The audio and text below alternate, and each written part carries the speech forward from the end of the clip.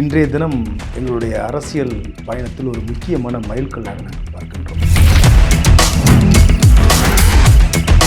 எங்கள் தலைவர் என்ன பேசணுங்கிறத இன்னொருத்தர் டிசைட் பண்ணுறாங்க. புதுச்சேரியில் அவர் 10 நிமிஷம் பேசுறாரு அப்படிங்கிறது ஒரு விமர்சனமாக வச்சாங்க. இன்னைக்கு அரை மணி நேரம் பேசியிருக்கிறார், இதுவும் ஒரு விமர்சனமாக வைக்கப்படும். இங்க எப்பவுமே இப்படிதான், சொல்றது ஒண்ணு செய்யறது ஒண்ணு. இந்த மக்களுக்கு எது தேவை, அது அந்த தேர்தல் அறிக்கை என்பது நாங்கள் ஆட்சிக்கு வந்தால் என்ன செய்வோம் என்பதற்கான ஒரு வாக்குறுதி. அதை நிறைய பேர் வாக்குகளை பெறுவதற்காக மட்டுமே பயன்படுத்துகிறாங்க. நாங்கள் வந்தால் அதையெல்லாம் செய்வதற்கு அதுதான் எங்களை வழிநடத்தும். மக்கள் ஒவ்வொரு இடத்திலையும் மேலும் மேலும் அவர்கள் வெளிப்படுத்தக்கூடிய அந்த அன்பு, இது எங்கள் மேல் உள்ள குற்றச்சாட்டுகளுக்கு எல்லாம் காணாமல் செல்கிறது. ரெட் நியூஸ் தமிழ் நேயர்களுக்கு வணக்கம். இன்றைக்கு சிறப்பு நேர்காணல்ல கொள்கை பரப்பு இணைச் செயலாளர் முனைவர் சம்பத்குமார் அவர்கள் இணைஞ்சிருக்காங்க தாவேகாவில இருந்து. இன்றைக்கு ஈரோடுல விஜய் அவர்களுடைய பேச்சா இருக்கட்டும், செங்கோட்டையன் அவர்களுடைய பேச்சா இருக்கட்டும், ஆதவர்ஜுனா அவங்களுடைய கட்சிகளை சார்ந்த பலரும் பேசியிருந்தாங்க. இன்றைக்கு ஈரோடில் விஜய் அவர்கள் பற்ற வைத்த தீ பெரியார் என்ற ஒரு இடத்தையும் முன்னிறுத்தி கொண்டு போயிருக்காங்க. நெம்புகோல் அப்படின்ற வார்த்தைகளையும் யூஸ் பண்ணியிருக்காங்க. ஈரோடுல இன்றைக்கு விஜய் அவர்கள் பேசி அரசியல் குறித்து முழுமையாக பேசலாம். வணக்கம் சார். வணக்கம் மேடம். எப்படி இருக்கீங்க? நல்லா இருக்கு மேடம். இன்றைக்கு விஜய் அவர்கள் அவருடைய இதுவரைக்கும் ஒரு 30 நிமிடங்கள் பேசினாரு. 20 நிமிடத்திற்கு அப்புறம் அவர் ஒரு விஷயத்தை சொல்றாரு. தீய சக்தி திமுகனும் தூய சக்தி தாவேகாக்கும் இடையேதான் போட்டி அப்படின்ற வார்த்தையும் சொல்றாரு. இதற்கு முன்னாடி இருக்கக்கூடிய எல்லா இடங்களையும் கூட விஜய் அவர்கள் இந்த டோன் எடுத்திருந்தாங்க. இப்பவும் இந்த ஒரே ஒரு டோன் மட்டும், அதாவது திமுக எதிர்ப்பு மட்டும் போதுமான வெற்றியை கொடுக்கும் நினைக்கிறீங்களா? தமிழக வெற்றி கழகத்தை பொறுத்தவரை இன்றைய தினம் எங்களுடைய அரசியல் பயணத்தில் ஒரு முக்கியமான மைல்கல்லாக நாங்கள் பார்க்கின்றோம். ஈரோட்டில் நடத்தலாம்னு சொல்லும் பொழுது ஒரு ஆரம்பத்தில் 84 கண்டிஷன்ஸ், சாத்தியமில்லாத பல்வேறு, மழை பெஞ்சா என்ன செய்வீங்க அப்படிங்கிற மாதிரி எந்த கட்சிக்கும் இவ்வளவு கெடுபிடிகள் இருக்குமான்னு தெரியல. வழக்கமாக காவல்துறை ஒரு கட்சி அனுமதி கேட்கும் பொழுது அவர்களுக்கு வழக்கமான அந்த கண்டிஷன்ஸ், நிபந்தனைகள் கொடுப்பது வழக்கம். ஆனால் இந்த முறை அவ்வளவு கட்டுப்பாடுகள். எங்களுக்குமே இது ஒரு மறுபடியும் ஒரு ஃபீனிக்ஸ் பறவை மாதிரி ஒரு துயரத்திலிருந்து மீண்டு எழுந்து வருகின்ற பொழுது அதை வெற்றிகரமாக நடத்தி காட்ட வேண்டிய ஒரு சவால் எங்களுக்கு இருந்தது. இந்த சவாலை வெற்றிகரமாக நடத்துவதற்கு எங்களுக்கு முன்னால் இருந்த தளபதி கொங்கு மண்டலத்தினுடைய செல்லப்பிள்ளை, அந்த மண்ணின் மைந்தர், கொங்கு தந்த தங்கம் ஐயா செங்கோட்டையன் அவர்கள். அவருக்குமே இது தன்னுடைய அந்த திறமையை வெளிப்படுத்துவதற்கான ஒரு களமாக பார்க்கப்பட்டது. ஏன்னா புதுசாக அரசியல் கட்சிகள் வியூக வடிவமைப்பாளர்கள், தேர்தல் வியூக வடிவமைப்பாளர்கள்ங்கிற ஒரு கேட்டகரியை கொண்டு வர்றாங்க. அதுக்கு முன்னாடி சீனியர்ஸ் தான் அதை ஃப்ரேம் பண்ணுவாங்க. அந்த வகையில் தமிழ்நாடு முழுக்கவே ஜெயலலிதா அம்மாவுடைய சுற்றுப்பயணத்தை வடிவமைத்து கொடுத்த, நிகழ்ச்சியை ஒருங்கிணைத்து கொடுத்த ஒரு பழுத்த அரசியல்வாதி. அவருக்குமே இந்த நிகழ்வு என்பது அவருடைய திறமையை வெளிப்படுத்த ஒரு கூடிய சந்தர்ப்பமாக கிடைச்சது. அப்போ ஏற்கனவே அங்கே இருக்கக்கூடிய எங்களுடைய பாரம்பரியமான விஜய் மக்கள் இயக்கத்தினுடைய நிர்வாகிகள் இன்றைக்கு மாவட்ட செயலராக இருக்கிறாங்க. இதோடு எங்கள் பொதுச்செயலர் எல்லாரும் சேர்ந்து இந்த நிகழ்ச்சியை திட்டமிட்டோம். மிக சிறப்பான முறையில் இப்படியும் கூட நிகழ்ச்சியை நடத்தலாம், காவல்துறை இந்தளவு கூட ஒத்துழைப்பு தந்திருக்கலாம், ஏன் இதுக்கு முன்னாடி தரலை அப்படிங்கிற ஒரு கேள்வியை எழுப்பக்கூடிய அளவிற்கு இந்த சம்பவம், இன்றைக்கு நிகழ்ச்சி, இது ஒரு மக்கள் சந்திப்பு, ஒரு பொதுக்கூட்டம் என்பது ஒரு 3வது எங்களுடைய மாநாடு போல இன்றைக்கு அமைந்திருக்கிறது. இந்த இடத்துல எங்கள் தலைவர் பல்வேறு செய்திகளை முன்னிறுத்திருக்கிறார். அதில் மிக முக்கியமான செய்தி எங்களுடைய அரசியல் எதிரி திமுக என்பதையும், வருகின்ற சட்டமன்ற பொதுத் தேர்தல் என்பது எங்களுக்கும் தமிழக வெற்றி கழகத்திற்கும் திமுகவுக்குமான போட்டியாகத்தான் அமையும் என்பதை மீண்டும் ஒரு முறை அழுத்தம் திருத்தமாக அவர் பதிவு செய்திருக்கிறார். இப்போ செங்கோட்டையன் அவர்கள் கட்சியில சேர்ந்ததுக்கு அப்புறம் ஒரு பிரஸ் மீட், அதாவது பிரஸ் மீட்டை சந்திக்கிறாங்க. இதுவரைக்கும் 2.5 வருடங்கள்ல எம்ஜிஆர் ஜெயலலிதா அவர்களுடைய நினைவிடத்துக்கு போகாத தாவேகாவா அங்க கொண்டு போறாரு. அதுக்கப்புறம் செங்கோட்டையன் அவர்கள் தன்னுடைய பலம் என்ன அப்படின்றத நிரூபிக்கிறதுக்காக ஈரோடுல விஜயபாஸ்கரபுரத்துல மக்கள் சந்திப்பு 25,000 பேர் தலைமையில நடத்திட்டாரு. இப்போ இங்க செங்கோட்டையன் அவர்கள் தன்னை நிலைநிறுத்திக் கொள்ள, இல்ல தன்னுடைய வாக்குகள் இவ்வளவு இருக்கு, இல்ல எனக்கான மக்கள் இவ்வளவு பேர் இருக்காங்கன்னு அவரை நிரூபிக்கிறான ஒரு வேலைகளை தான் செஞ்சுக்கிட்டு இருக்காரு தாவேகாக்கு வந்ததுக்கு அப்புறம். அதாவது நீங்க ஐயா செங்கோட்டையன் அவருடைய வருகை எங்களுக்கு ஒரு கூடுதல் பலம், ஒரு ஆற்றல் மிக்க இளைஞர் படைக்கு, ஒரு அனுபவம் மிக்க ஒரு தலைவர். 20 வயசு குறைஞ்சிட்டாருன்னு ஆதவர்ஜுனா அவர்கள் சொல்றாரு. ஆமா, அவர் கிட்டத்தட்ட 53 ஆண்டுகள் தமிழ்நாட்டு அரசியல் இருக்கிற ஒரே கட்சியில் இருக்கிறார். அனைத்து இந்திய அண்ணா திராவிட முன்னேற்ற கழகத்தில் இளம் வயதில் சேர்ந்தவர். இன்றைக்கு 70 வயதை கடந்த பின்பும் அதே கட்சியில் இருக்கிறார். 9 முறை சட்டமன்ற உறுப்பினராக இருந்திருக்கிறார், 3 முறை அமைச்சராக இருந்திருக்கிறார். 4 முதல்வர்களை சந்திச்சிருக்கிறார் தன்னுடைய கட்சியில். புரட்சித் தலைவர் அவர்களையும், புரட்சித் தலைவி அம்மா அவர்களையும், ஐயா ஓபிஎஸ் அவர்களையும், ஐயா இபிஎஸ் அவர்களையும் அவர் வந்து சந்திச்சிருக்கிறார். பழுத்த சட்டமன்ற அனுபவம் இருக்குது. அதே மாதிரி நான் ஏற்கனவே சொன்ன மாதிரி தமிழ்நாடு முழுவதும் களத்தில் இறங்கி வேலை பார்த்த ஈரோடு பகுதி, கொங்கு பெல்ட் மட்டும்லாம் கிடையாது. இப்போ இவர் உள்ளே வர்றாரு. ஒரு உண்மையான அனைத்து இந்திய அண்ணா திராவிட முன்னேற்ற கழகத்தினுடைய தொண்டனுக்கு அவன் ரத்தத்திலேயே என்ன உணர்வு ஊறி இருக்கும் அப்படின்னா திமுக எதிர்ப்பு என்பது. ஆனால் அதிமுகவிலிருந்து இதுக்கு முன்னாடி கடந்த காலகட்டங்களில் கேகேஎஸ்ஆரில் ஆரம்பித்து ஏவாவேலு, கடைசியாக இப்போ மனோஜ் பாண்டியன், முன்னாள் பிஹெச் பாண்டியனுடைய பையன் ஓபிஎஸ் டீமில் இருந்தார், அவர் சகோதரர் மனோஜ் பாண்டியன் வந்ததுலேருந்து இடையில செந்தில் பாலாஜி பல பேர் வந்திருக்கிறாங்கன்னா உண்மையிலேயே அவர்கள் அதிமுகவுக்கு உண்மையான அதிமுகக்காரர்கள் இல்லை. ஏன்னா உண்மையான அதிமுகக்காரர்களுக்கு திமுக எதிர்ப்பு என்பது தான் அவருடைய வேதம். அப்போ அந்த இடத்துல வந்து நிச்சயமாக அதிமுக பிடிக்கலைன்னா அரசியலை விட்டே ஒதுங்கியிருப்பாங்க அல்லது தனி கட்சி தொடங்கியிருப்பாங்க. திமுகவில் போய் இணைவது வந்து புரட்சித் தலைவருக்கும் புரட்சித் தலைவருக்கும் செய்யக்கூடிய துரோகம். ஆனால் அந்த துரோகத்தை வந்து இன்னைக்கு வந்து ஐயா செங்கோட்டையன் பண்ணலை. திமுகவை சமகாலத்தில் எதிர்ப்பதற்கு அனைத்து இந்திய அண்ணா திராவிட முன்னேற்ற கழகத்தால் பண்ண முடியல. அந்த ஒரு துணிச்சலும் அந்த ஒரு ஆற்றலும் இன்றைக்கு வந்து தமிழக வெற்றி கழகத்துக்கு இருக்குங்கிறத அவர் உணர்றார். ஏன்னா அவருடைய அரசியலுக்கு ஒரு சப்போர்ட்டிவ் சிஸ்டமா தான் செங்கோட்டையன் அவர்கள் இல்லை. அதே நேரத்தில் அவருக்கு அவருடைய கட்சியில் அவர் முன்னெடுத்து அவர் எதற்காக அவர் வந்து பதவி நீக்கம் செய்யப்பட்டார் அப்படின்னா கட்சியில் எல்லாரும் ஒன்றிணைந்து சொன்னார். எனக்கு முதலமைச்சர் பதவி கொடுங்கன்னு கேட்கல, இவரை வெளியேற்றுங்கன்னு சொல்லலை, எல்லாரும் ஒன்றிணைஞ்சாதான் திமுக எதிர்க்க முடியுங்கிற கோட்பாடை தான் வச்சிருந்தார். அது அவர்களுக்கு பிடிக்கல. இப்போ பிரிந்து போனவர்களை ஒன்றிணைக்கணும்னு சொன்னார். அப்போ அந்த கட்சியிலிருந்து ஓரங்கட்டப்படும் பொழுது அவர் திமுக எதிர்ப்பில் நிலையாக இருக்கக்கூடிய தாவேக்காக்கு வர்றார். அப்போ நான் எங்கள் கட்சியில் எத்தனையோ பேர், வெளிப்படையாக சொல்கிறேன், எத்தனையோ பல்வேறு கட்சிகளிலிருந்து எங்கள் கட்சியில் ஆரம்பித்த நாளிலிருந்து உள்ளே வருவதற்கு அனுமதி கேட்டிருந்தாங்க. பல திரைப்பிரபலங்கள், பல முன்னாள் எம்எல்ஏக்கள், எம்பிக்கள் வரும்பொழுது எங்கள் தலைவர் யார் ஒருவரையும், இப்போ நான் விஜய் மக்கள் இயக்கத்தில் இல்லை, என்னை வந்து கட்சிக்குள்ளே இன்றைக்கி ஒரு மாநில கொள்கை பிறப்பு இணைச்சராக கொண்டு வராருன்னா யார் வந்தால் அவருடைய திறமை பயன்படும், அவர்களை வந்து எந்த அளவுக்கு விசுவாசமாக இருக்கிறாங்கன்னு பார்க்கும்பொழுது ஐயா செங்கோட்டையன் அவர்கள் அவருடைய விசுவாசத்துக்கு வந்து அது விசுவாசத்துக்கு மறுபெயர் வந்து செங்கோட்டையன். ஏன்னா இன்றைக்கும் கூட தன்னை வளர்த்து ஆளாக்கிய அம்மா ஜெயலலிதா படத்தை வச்சிருக்கிறதுல எங்கள் தமிழக வெற்றி கழகத்துக்கு அதில் எந்த பிரச்சனை கிடையாது. அப்போ அவர் உள்ளே வர்றது கொங்கு பெல்ட்டில் எங்களுக்கு மிகப்பெரிய பலம். ஏன்னா தமிழ்நாட்டினுடைய ஜியாகிரபிக்கல் நீங்கள் பிரித்து பார்க்கும்பொழுது மேற்கு பகுதியில் கொங்கு மண்டலத்தில் அதிமுக வந்து ஒரு வலுவான கட்சியாக. செங்கோட்டையன் கூட வந்த இன்னொரு எம்பி சத்யபாமா எம்பி அம்மா இருக்கிறாங்க, அவர்களுக்கும் உரிய முக்கியத்துவம் தரப்படுகிறது. இல்லை, அவங்களுக்கு இன்னும் பதவி வந்து இப்போது ஐயாவுக்கு வந்து அந்த நிர்வாக குழுவுடைய ஒருங்கிணைப்பாளர் பதவி கொடுக்கப்பட்டிருக்குது. இன்னும் கூடுதலாக இன்னும் பல பதவிகள் அறிவிக்கப்பட வேண்டியிருக்கு. ஒரு கட்சியிலிருந்து வந்து போஸ்டிங் கொடுத்துருங்க. அப்போ தாவேக தொண்டர்களுக்கு என்ன போஸ்டிங்? இல்லையே, இவர்களுக்கு வந்து ஐயா செங்கோட்டையன் அவர்களுக்கு வழங்கப்பட்ட பதவி ஏற்கனவே நாங்கள் உருவாக்கப்பட்ட தலைமை நிர்வாக குழுவுடைய ஒருங்கிணைப்பாளர். அப்போ அவருடைய அனுபவம் நமக்கு பயன்படும், அவருடைய வழிகாட்டுதல் பயன்படும். அதே மாதிரி யார் யார் வர்றாங்களோ வர்றவங்களுக்கு ஏற்ற மாதிரி. இப்போ அதே மாதிரி சிறிதர் எம்எல்ஏன்னு சொல்லி ஒரு முன்னாள் எம்எல்ஏ அதிமுகவிலிருந்து 1991 96 வரைக்கும் வால்பாறை தொகுதியில் இருந்தார்.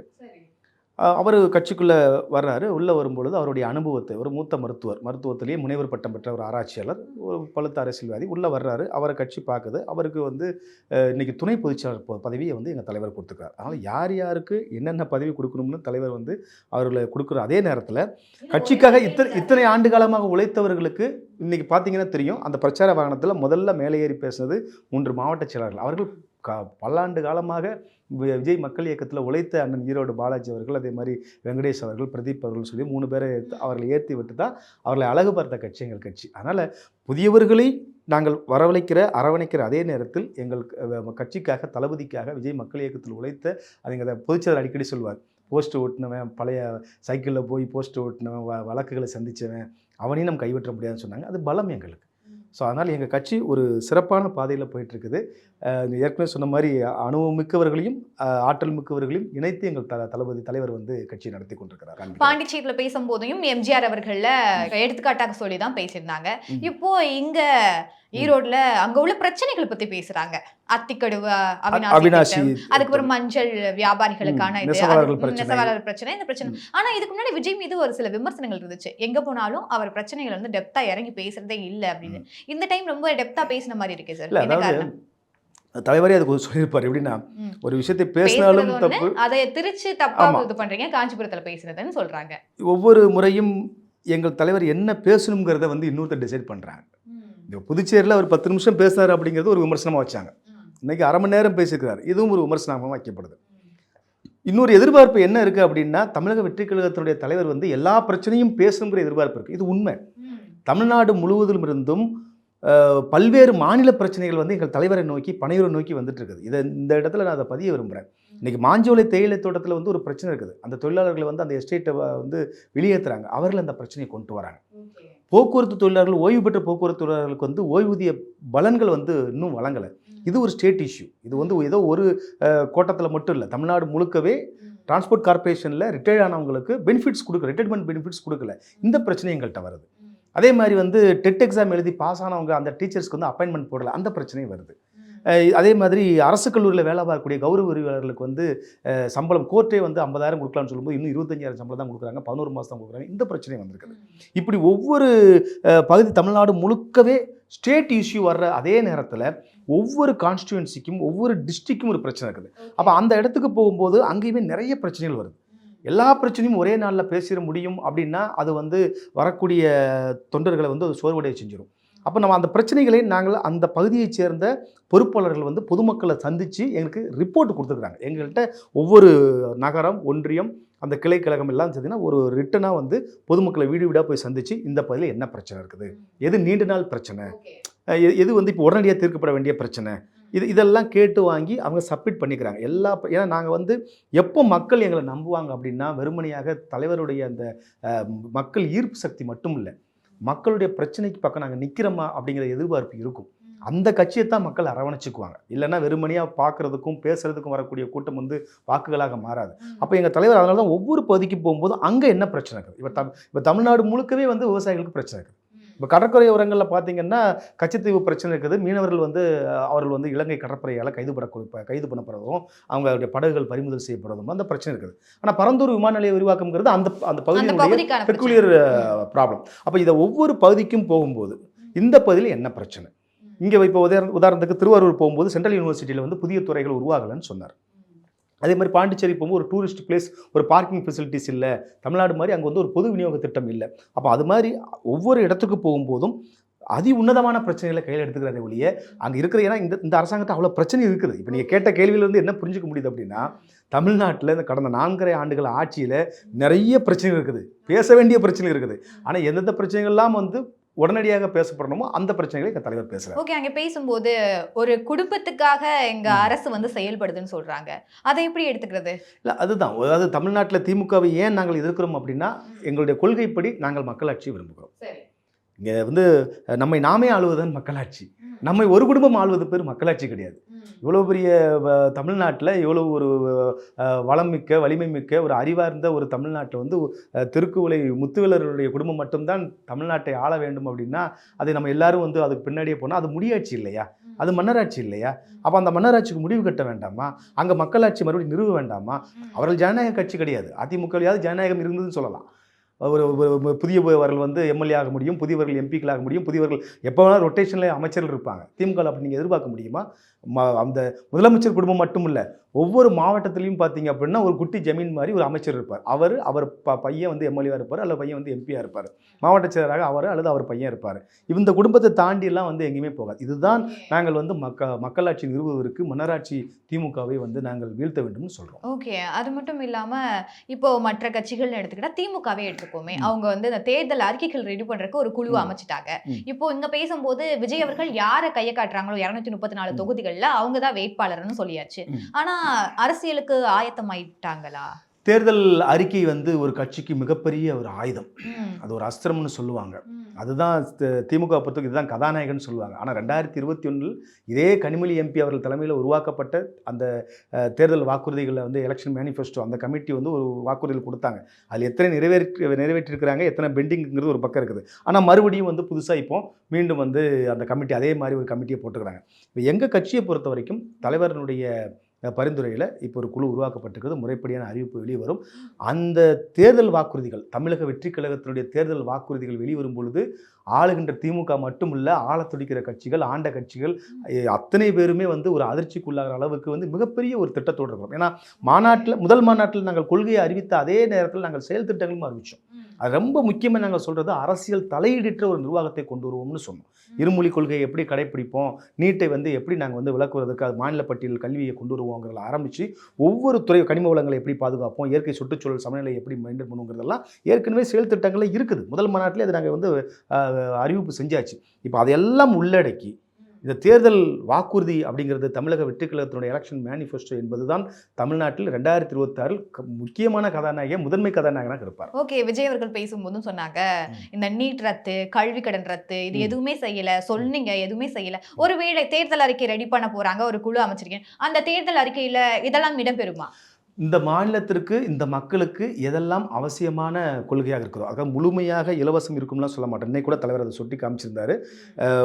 இல்லாதவர்களுக்கு வீடு கொடுக்க வேண்டும், எல்லாருக்கும் வந்து எல்லாரும் பட்டப்படிப்பு முடிச்சிருக்கணும், இருசக்கர வாகனம் வேணும், அப்படிலாம் ஒரு சில விஷயங்கள் சொல்லியிருக்கிறாங்க. அதெல்லாம் வந்து தேர்தல் அறிக்கையில் வெளிவரக்கூடிய சின்ன சின்ன விஷயங்கள் கொடிட்டு காமிச்சாங்க. ஆனால் இதெல்லாம் அவங்க கற்பனைக்கு எட்டாத அவருக்கு இந்த மக்களுக்கு எது தேவை, அது வந்து அந்த தேர்தல் அறிக்கை என்பது நாங்கள் ஆட்சிக்கு வந்தால் என்ன செய்வோம் என்பதற்கான ஒரு வாக்குறுதி. அதை நிறைய பேர் வந்து வாக்குகளை பெறுவதற்காக மட்டுமே பயன்படுத்துகிறாங்க. நாங்கள் வந்தால் அதையெல்லாம் செய்வதற்கு அதுதான் எங்களை வந்து வழிநடத்தும்.